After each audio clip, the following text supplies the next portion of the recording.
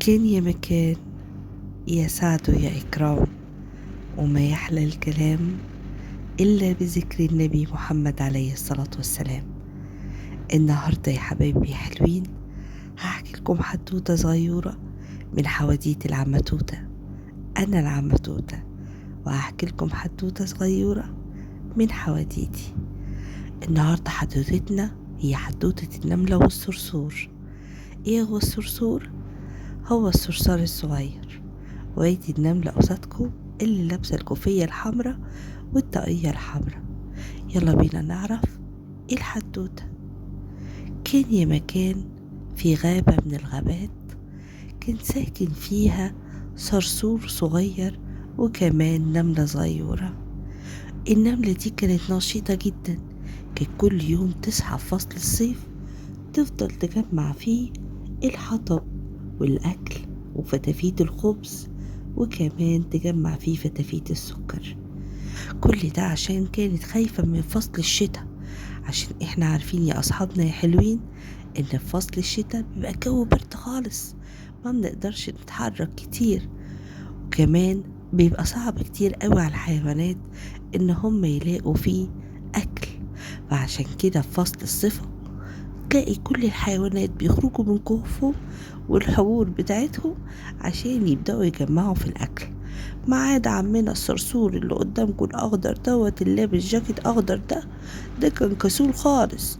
كان كل يوم لما النمولة تخبط عليه الباب وتقوله: يا صرصور، يا صرصور، يلا قوم اصحى، الصبح جه خلاص، يلا عشان نقدر نروح نجمع الأحطاب، وكمان نجمع حبة فتات من الخبز عشان نقدر نخبيهم ونخزنهم لفصل الشتاء. يرد عليها الصرصور ويقول لها: يوه، سيبيني بقى، انا كل يوم تصحيني وتقولي لي نفس الكلام. لا يا ستي، انا مش هقدر اروح النهارده، انا كسلان وعايز انام. نم نم نم نم. سيبيني بقى ارجوكي واقفلي الباب.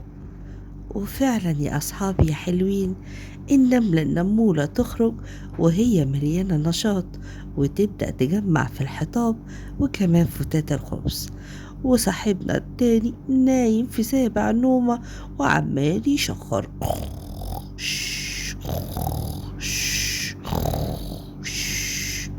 لغاية ما فصل الشتا جه. وأول ما فصل الشتا جه الصرصور صحي وقعد يبص كده من الشباك. الله الله الله الله، ده التلج بدأ ينزل في كل حتة. الله الله الله الله، هي الدنيا برد كده ليه؟ وقعد يدور يا أصحابنا يا حلوين على الحطب، ملقاش غير كام حطبة صغيرين، وبدأ يحاول يولعهم عشان يقدر يتدفى. لكن النملة النمولة كانت قاعدة في بيتها وكانت مشغلة الدفاية، لأنها كان عندها حطب اللي جمعته في فصل الصيف، وكمان كان عندها أكل كتير متخزن، وكانت قاعدة في الكرسي بتاعها عمالة تسمع الموسيقى وتقرأ في الكتاب المفضل بتاعها. أما الصرصور كان يا عيني حيران، عمال يدور في كل مكان على أكل عشان حتى ياكله مش لاقي، وفضل يقول: يا خرابي، هعمل ايه دلوقتي؟ ده انا ما عنديش اي اكل وجعان وكمان سقعان. مفيش غير حل واحد، ان انا اروح عند صديقتي نمولة، يمكن ترضى تديني اي حاجة، وبكده اقدر اكل واشرب من غير ما اتعب. وفعلا يا اصحابي جري على طول الصرصور عند بيت النملة النمولة وخبط عليها الباب. افتحي يا نمولة، أنا صاحبك وصديقك السكرجون، أنا الصرصور جارك، افتحي يلا يا نمولة. لحظة واحدة، لحظة واحدة، اتفضل اتفضل. ايه ده، انت باين عليك الإرهاق والتعب، مالك يا صرصور؟ اتفضل خش. وفعلا الصرصور دخل على طول وجري نحو المكان اللي بنحط فيه حبايبي يا حلوين الحطب عشان يتدفى من السقعية اللي كان فيها. قال الله، وانا كنت سقعان. وراحت النملة النمولة عملت له حاجة دافية يشربها. بس الصرصور طلب منها طلب، قال لها ممكن تديني حبة من الحطب وكمان حبة من الأكل. لكن الصرصور كان قاعد وكان خايف أحسن النملة النمولة ما ترضاش تديله حاجة، وفضل يعيط لها. أرجوك يا نملة يا نمولة، أنا عارف غلطتي إن أنا ما لميتش الحاجة، بس أنا دلوقتي جعان وما عنديش حطب خالص.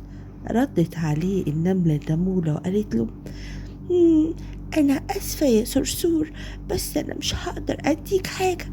أنت عارف إن فصل الشتاء طويل، وكمان أنا حطيت الحاجات كلها. لو اديتك أي حاجة أنا كده مش هتدفى، وكمان الأكل ممكن يخلص عندي. أنا ياما حذرتك يا صرصور، وكنت كل يوم أخبط عليك الباب عشان تجمع معايا الحطاب وفتات الخبز والسكر، لكن انت ما كنتش بترضى، وكنت بتفضل تلعب، وكمان كنت طول النهار نايم، وكمان مش عاوز تعمل اي مجهود. شفت نتيجة اللي انت عملته دلوقتي؟ انا اسفة، مش هقدر اديك حاجة. وفعلا الصرصور كان زعلان خالص. طب هعمل ايه دلوقتي يا نمولة؟ الجو ساقع قوي قوي قوي قوي، وانا ما عنديش اكل خالص، وكمان ما عنديش حطب اتدفى بيه. اعمل ايه؟ طيب يا صرصور، انا عندي ليك حاجة.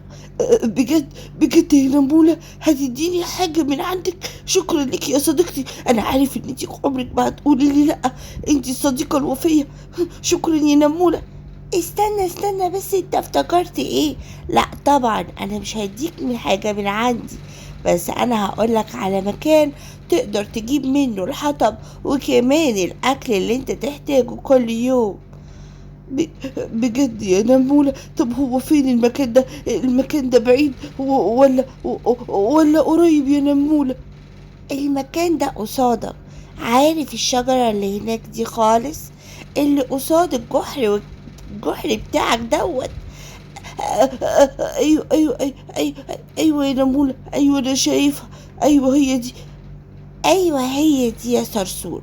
انا عايزاك بقى كل يوم تروح هناك تلم الحطب، في حطب موجود جنبي، وكمان يا صرصور هتلاقي جذع قصب سكر طعمه لذيذ خالص، تقدر تاكل منه لغاية ما تشبع. ممكن كل يوم تروح تاكل منه. كل يوم اروح اكل منه؟ بس الجو هيبقى ساقع قوي عليا وبرد.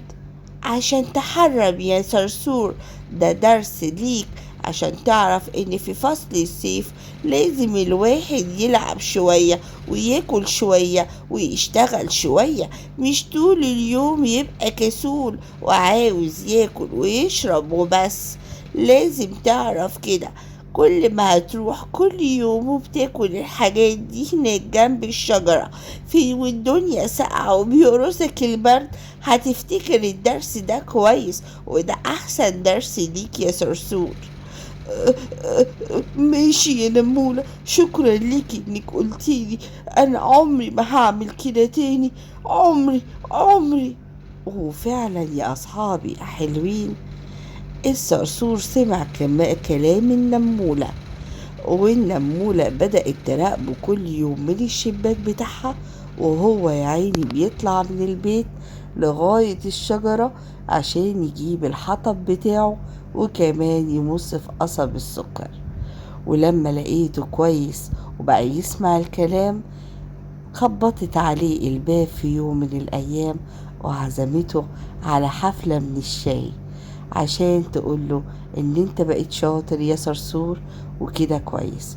ومن يومها الصرصور عرف قيمة الدرس كويس، وقال لازم الواحد يشتغل شوية ويلعب شوية وياكل شوية. وهنا تنتهي قصتنا مع العمة توتة. يا رب تكون عجبتكم، وإن شاء الله استنوني في حدوتة جديدة. تصبحوا على خير.